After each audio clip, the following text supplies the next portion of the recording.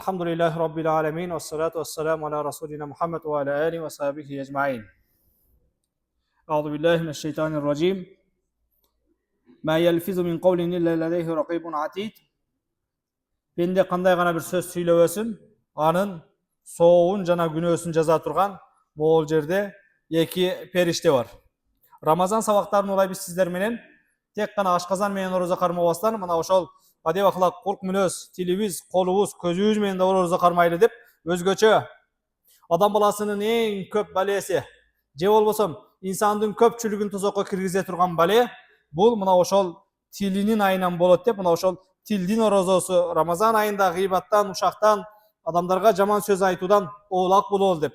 Пайгамбарыбыз саллаллаху алейхи ва саллям силердин бирөөңөр орозо кармаган болсо, орозо учурунда аны менен бирөө жулгушуп талашып сөз талаша турган болсо, инни соим, мен орозомун деп басып кетип калсын, тентекке теңелип, терек бою секирип аны менен сөз талашпастан дейт. Урматтуу мусулман бир туугандар, Кудай Таала адамдарга көптөгөн жакшылыктарды берген. Мына ошол Аллах Таала берген неаматтардын эң жакшысы бул тил неаматы.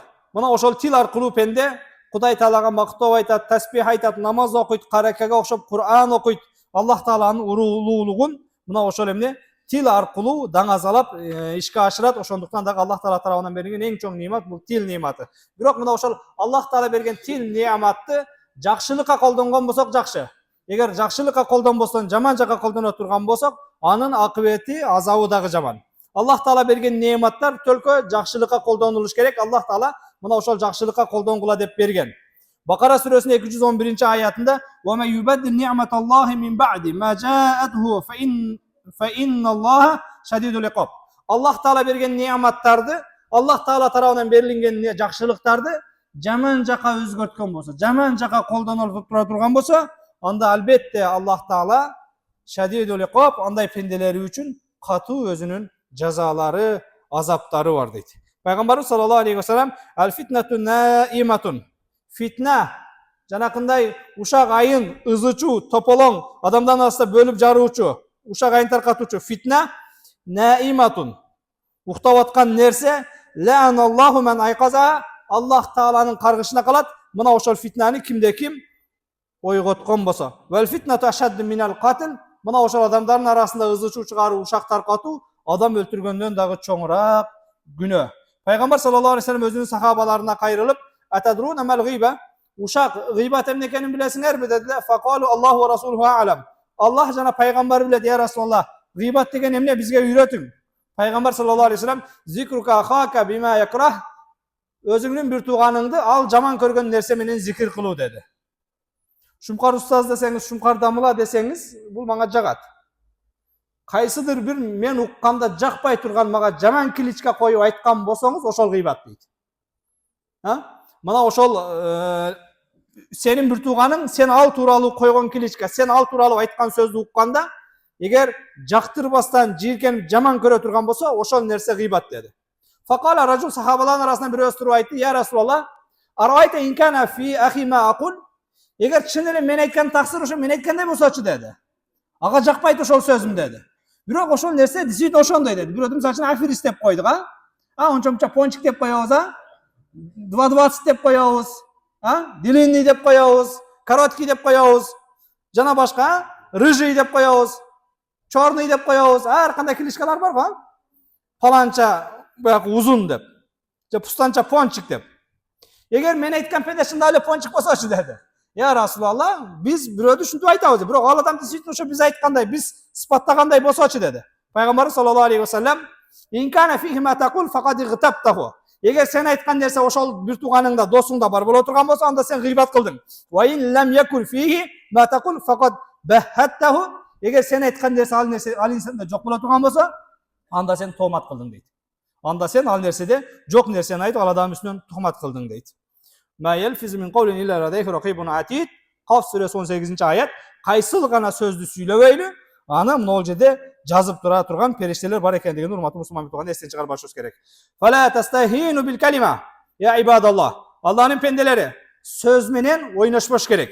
Жеңил санабаш керек. Фарубба калиматин аужабат ли сахиба духулул жанна.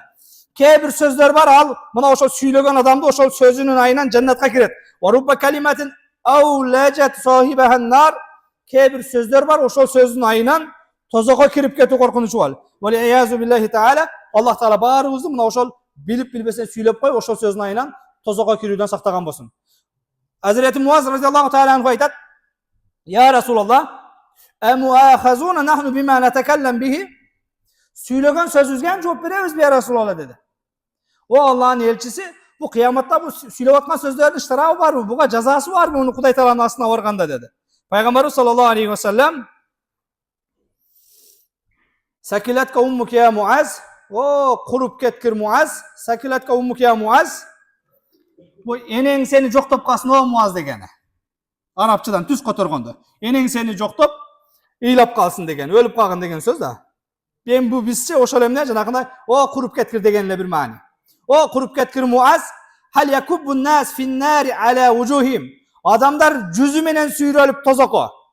Aw qala ala manakhirim je mına oşol emne peşenesi menen murdu menen süyrölüp tozako kirgeni illa hasaid alsinatihim tillerinin sebebinden bolat da dedi. Adamlar janakında peşenesi menen murdu menen süyrölüp tozako kirgendiginin negizgi sebebi, basımdуу sebebi bul mına oşol emneken til arkulu bolat eken urmatlı musulman bir tugandar. Demek sözgö awaylaş gerek urmatlı musulman bir tugandar. Söz menen birge janakında emne bugün janakında jazmakerler var. Al jazmakerler kээде ruşka menen başka menen gazeta jurnaldarga жазган bolsa bugün emi kээде kolga alma alıp turup mına onday kılıp turup ar jaka ar kanday jana internet jelelerine gazetalarga başkalarga kommentariylерге жазып бергенибиз дагы til menen süylөгөндө эле күнөөгө батат. Ошондуктан дагы мына ошол эмне kalem menen жазып атканда же мына менен комментарий калтырып атканда жана башка керек болсо мындай bir орозо кечелеринде жаман ойлогондон дагы оолак болушубуз керек. Эгер жараткан Аллах Тааланын астында чыныгы Кудай Таала буйруган, пайгамбар көрсөткөн мына ошол 100% орозонун толук сообун алабыз деп эмне кылган болсок, максат кылган болсок. Пайгамбар саллаллаху алейхи күндөрдүн биринде өзүнүн сахабаларына кайрылып: "Ya ma'şara men amana bi lisanihi ve lem yu'minu bi qalbihi." O tili menen musulman bolup, жүрөгү менен мусулман болбогондор, жүрөгүнө ыйманы жетпегендер. Вала тагдабул муслимин. Мусулмандарды гыйбат кылбагыла. Бүгүн дагы бар. Мусулманмын деп алып, катарыбызда туруп алып, башка кылып алып, биз менен кошо намаз окуп, биз менен кошо молда болуп туруп, бирок бири-бирибизге эмне кылган? Жанакындай тили менен мусулман, бирок жүрөгүнө ыйманы жетпеген мунафыктар, эки жүздүүлөр бар. Пайгамбар саллаллаху алейхи ва саллям айтат: "Ya ma'şara men amana bi lisanihi." Tili менен мусулман болуп, "Ve lem yu'minu bi qalbihi." Жүрөгү менен ыйман келтирбегендер, жүрөгүнө ыйман жетпегендер.